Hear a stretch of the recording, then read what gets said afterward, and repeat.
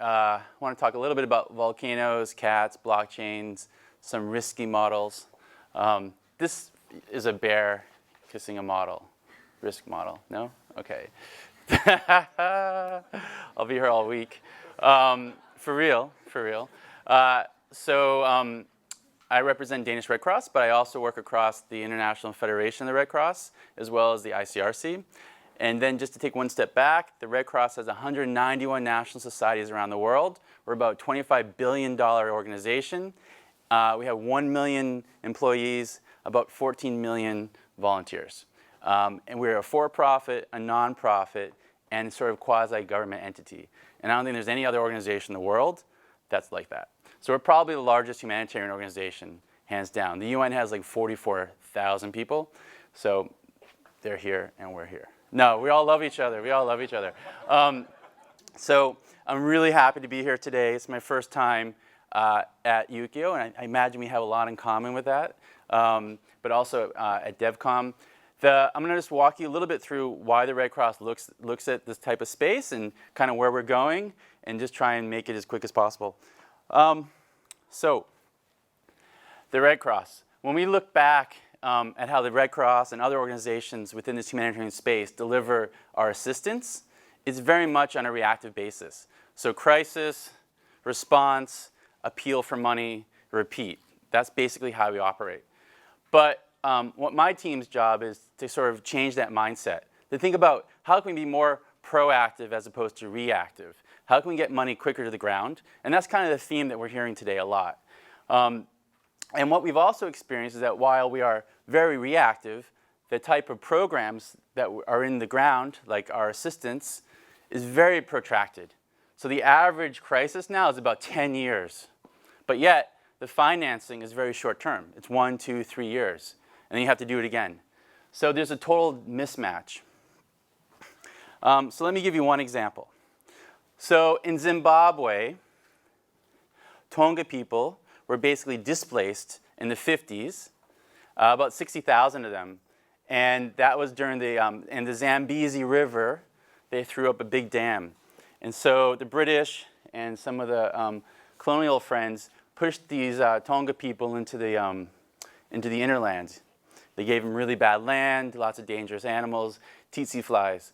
And so for the last 50, 60 years, humanitarian organizations have just been giving cash and cash and cash and cash. For example, the Red Cross issues $1 billion in cash a year. The entire cash market is about 4.5, 4.8 billion. It's a lot of cash, and it goes to what Sandra was talking about before, Nick, about how inefficient that is. So we're going to break this cycle, right? We have to think really different.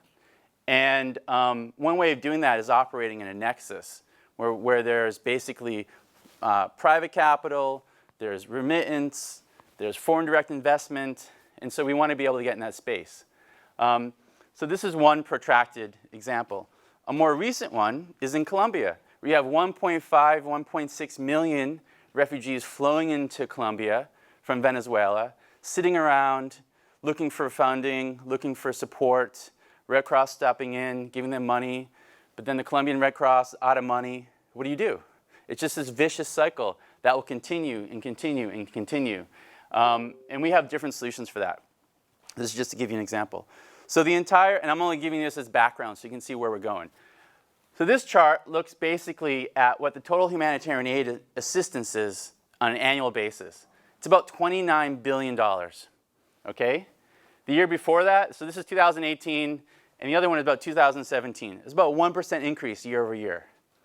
But when you think about kind of what just the cost of climate-related disasters and crisis, when we say disaster, I mean human and natural disaster, it's about $20 billion a year. That's just for climate. So there's a huge funding gap, and it's only going to get worse. So this is my favorite chart in the entire world. And I'm not that much of a geek about this, but I really like this chart because this is ODA, and that stands basically for like development aid, right? And of this, humanitarian aid is 3%. That's it. This right here is private equity, private investment. That orange line is remittance, and FDI, foreign direct investment, is that blue line. You can see how much money is available out there that the Red Cross and other humanitarian organizations don't tap into because we only operate here. So we call this the nexus, and we need to find a way to get in there. And we can't do it with our tools that we have today and our skill sets. So what you're hearing today from a lot of my colleagues is a way for us to step into that space. And so on the Danish Red Cross side, what we do is we look at projects that have these different attributes. This is basically, we have to find ways to activate alternative funding streams. That's that nexus. We want to be in that humanitarian development space. And then we engage new partnerships, things that we typically don't usually do in the past, but we're doing that more. And that's around risk transfer. How do we transfer risk from the private sector, from the donors, from the humanitarians to the private sector? That's a risk transfer. The other one is basically changing mindsets. That's a huge problem because a lot of donors are thinking, hey, we appropriated funding and it's going to go that way. I work for the Red Cross. I do this for my life. I have a budget. I'm not changing myself. This is what I'm going to do. Why? No one's going to tell me otherwise. The other one is basically integrating these ideas to the organization, which means essentially finance, HR, accounting, admin, technology. Every project that we do has to hit every layer. Every layer has to have buy-in, and you have to think about that from an innovation perspective.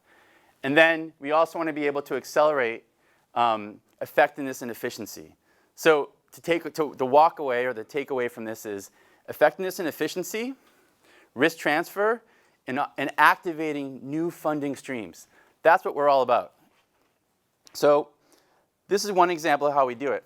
And I'm not going to get into this because I know Will's going to talk about this, and so will Nick. But this is essentially the community currency project that we've been working on with these guys. And Will's been doing this for a really long time, and he'll talk to you all about it. This is how we use blockchain to essentially take it from where Sandra and Nick were bringing the money through a cash transfer, and this allows you to keep the money in the system. And so it's pretty cool, and I'm not going to spoil it for Will when he talks about it. So the other thing we're looking at, let me, oh, I did something. So I have to get to the little video. So when we think about effectiveness and efficiency and risk transfer, we decided to, I'll just, 20 seconds. Yeah. So where we all began with this kind of idea of thinking a little different was around risk transfer, how to use insurance, and parametric triggers. So you're like, what does this all mean? And this gets back to the first slide, which was catastrophe bonds, blockchain,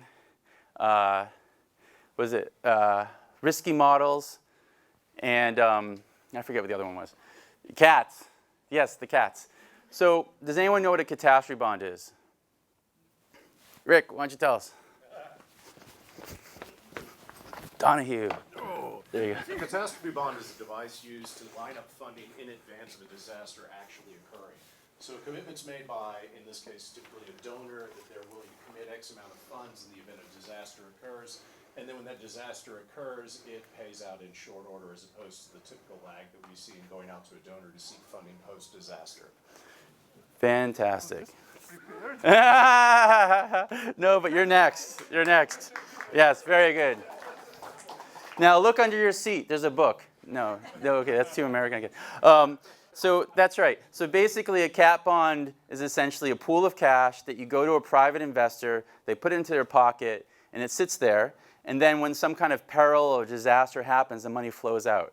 So it's like when you have a car and you pay insurance, and every month you're paying your insurance for your car, and then if you get in a crash, then you get money. A cat bond is basically you collect the money up front, and then you basically get it in one lump sum immediately.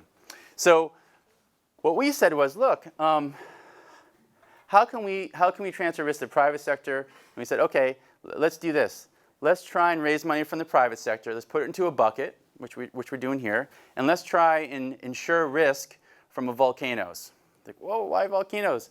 Volcanoes are really cool because with volcanoes, there's always a funding gap because eruption happens, people run to the ground, they do all their work, But there's really something cool about it, which is the early action. If you can get there early enough, you can actually save way more lives and protect way more property.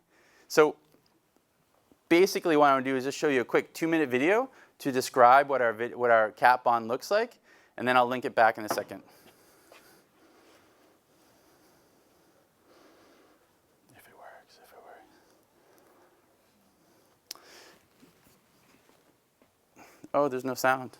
Oh, I know why, because I have this off. Oh no. Do I have to do like a special sound thing? When a region is affected by a humanitarian emergency, like a natural disaster, delivering capital quickly and at the right time is critical to enabling the best possible humanitarian response. To that end, the Red Cross and Red Crescent is turning to insurance-linked securities, or ILS, to secure and disperse financing for humanitarian response in a more efficient manner. ILS are financial instruments which are sold to investors and whose value is affected by an insured loss event. The most prevalent form of ILS traded on capital markets are catastrophe bonds. A cat bond is a security that transfers risk of financial loss arising from a catastrophic event from the sponsor to the investor.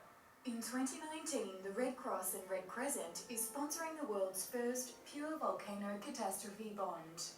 Worldwide, 500 million people live near 1,500 active volcanoes. Even individuals who aren't completely displaced by an eruption can suffer significant financial, livelihood, and human loss. For example, when Europe's biggest volcano, Mount Etna, erupted in 2002, it caused economic losses of $900 million. This parametric cat bond is structured such that the principal is paid to the Red Cross and Red Crescent if specified trigger conditions are met. The trigger for this cat bond is the occurrence of a volcanic eruption as measured by the column height of the ash plume. To mitigate against concerns that an eruption may not trigger the bond, the Red Cross and Red Crescent has tiered the triggers across 3 predetermined ash plume heights. Leveraging technological innovation, the cat bond notes will be digitized on a private blockchain. A renowned volcanological institute has developed a long-term probabilistic model to calculate expected financial loss to investors in the event of an eruption, as well as a short-term deterministic impact model generating post-eruption risk scenarios. The aim is to take advantage of capital markets and financial structural innovation when a region is affected by a humanitarian. All right. So I have to just get back to the. I'm sorry.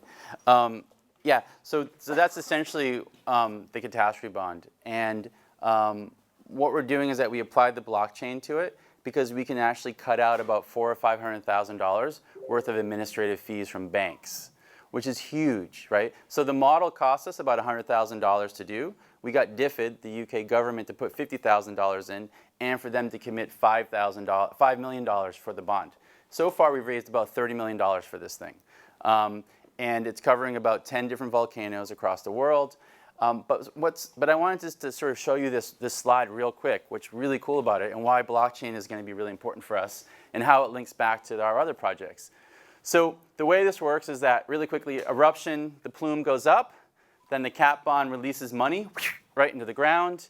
And what's very neat about this is that the ash cloud goes in the sky, and it sits there for several days, right? And so what that allows us to do is have early action protocol. Because now, all of a sudden, the money's released. There is no peril. There's risk of a peril, but there is no peril.